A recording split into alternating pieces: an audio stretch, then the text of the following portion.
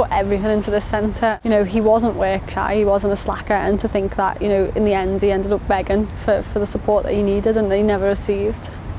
James Harrison had managed a community centre for 35 years and was made redundant.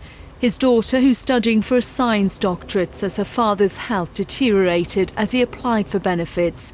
After his death, she found a note he'd typed for job centre staff describing how his health was suffering. He often didn't have money to feed himself. He was drove to food banks. I think he went to a food bank or he received a food bank token 2 weeks before he passed away. Her father had a number of health issues, including a lung condition and depression, but was past fit for work, something his doctor didn't support.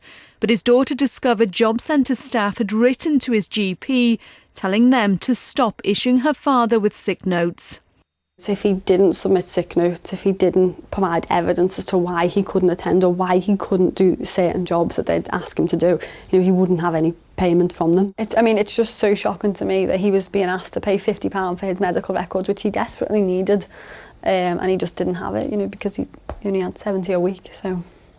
Like many claimants, Mr Harrison's appeal tribunal was held without him, and he was again deemed fit to work. He felt ashamed, and I think there wasn't just one factor that contributed to that. The DWP, the job centre staff, the contact centre staff, even the assessor who carried out the assessment all contributed to this, you know, him feeling this shame, and that he, you know, it wasn't an entitlement, it was something, you know, he was clawing for, he was begging for. The sad thing is that it's not there as a safety net for everyone now. For GPs, this is a familiar story. Tribunals show half of people pass fit in medical assessments were actually ill, and the decisions were wrong. When people go for medical assessments, they don't always see a doctor or even someone who is clinically trained.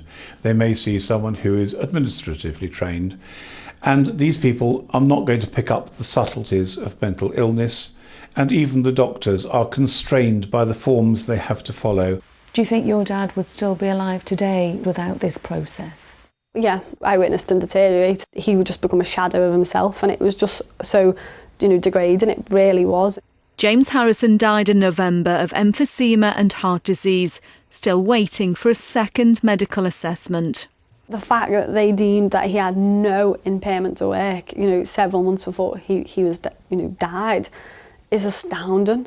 You know, imagine if he had have been forced into a job and he died sort of, you know, at the wheel of a truck, or if he had died in a factory, you know, it would put people's health at risk. His daughter said this was the only time her father asked for help, and his story could be anyone's. Elaine Wilson.